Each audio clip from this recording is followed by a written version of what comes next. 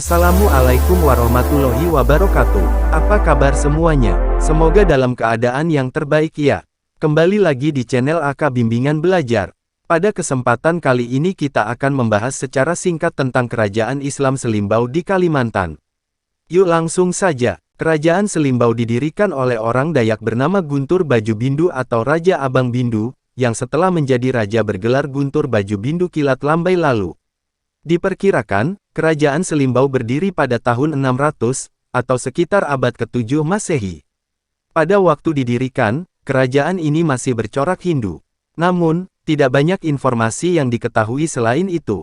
Kerajaan Selimbau berubah menjadi kerajaan Islam pada masa pemerintahan Raja yang ke-20, yakni Pangeran Muhammad Jalaluddin yang bergelar Pangeran Sutakusuma. Pada masa ini, Raja mengirim utusan ke kerajaan Mempawah dan Pontianak. Berkat bantuan dari dua kerajaan ini, Selimbau semakin berkembang menjadi kerajaan yang kuat dan disegani. Masa kejayaan kerajaan Selimbau berlangsung pada abad ke-19, ketika diperintah oleh Panembahan Haji Gusti Muhammad Abbas Suryanegara. Pada periode ini, perdagangan dengan saudagar Muslim dari luar negeri berkembang pesat. Panembahan Haji Gusti Muhammad Abbas Suryanegara membangun Masjid Jami At-Taqwa, yang masih berdiri hingga saat ini. Desain masjid dibuat oleh kerabat kerajaan, yaitu Pangeran Haji Surapati Nata Setiawijaya dan Raden Prabu Hayat. Banyak saudagar kaya dari Arab membantu mendirikan masjid ini untuk kepentingan umat Muslim pada umumnya. Di bawah kekuasaan Panembahan Haji Gusti Muhammad Abbas Suryanegara, Selimbau memperluas wilayahnya dengan menyerang ke Ketunggu. Perluasan wilayah itu dibantu oleh orang-orang Dayak Batang Lupar.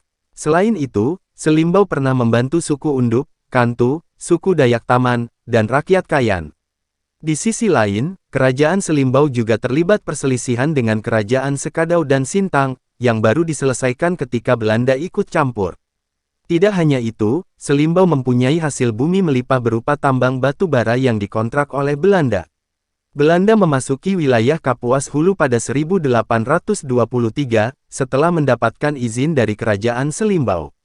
Sejak mengetahui kekayaan sumber daya alam di wilayah Kapuas Hulu, Belanda terus menggunakan segala cara agar Raja Selimbau mau menandatangani perjanjian dengannya. Panembahan Haji Gusti Muhammad Abbas Suryanegara pun tercatat dua kali mengadakan kontrak politik dengan Belanda, yang masing-masing dilakukan pada tanggal 5 Desember tahun 1847 dan tanggal 27 Maret tahun 1855. Setelah itu, pemerintah Hindia Belanda berupaya menempatkan dan menambah kekuatan militernya di daerah-daerah potensial. Belanda juga mulai melakukan intervensi di sistem pemerintahan melalui politik adu domba. Strategi-strategi yang dilakukan pun terbukti efektif untuk melemahkan posisi Selimbau. Menjelang akhir abad ke-19, Haji Muhammad Utsman naik tahta sebagai penguasa Selimbau. Namun, Raja tidak lagi mampu mengendalikan pemerintahannya secara utuh, karena Belanda selalu mencampuri setiap urusan kerajaan. Kedaulatan Selimbau berakhir pada 1925, setelah Panembahan Haji Gusti Utsman meninggal. Dapat disimpulkan, penyebab runtuhnya kerajaan Selimbau adalah intervensi Belanda dalam urusan kerajaan. Setelah itu, pemerintah Hindia Belanda menghapus kerajaan Selimbau dan dapat menguasai wilayah Kapuas Hulu secara utuh. Saat ini, kerajaan Selimbau dipimpin oleh Raden Asbi, yang bergelar Panembahan Agung Pakunegara II, yang naik tahta pada awal 2005. Terima kasih sudah menyaksikan video ini sampai selesai. Semoga bermanfaat. Terus support kami dengan memberikan subscribe, like dan share. Sampai jumpa di video berikutnya.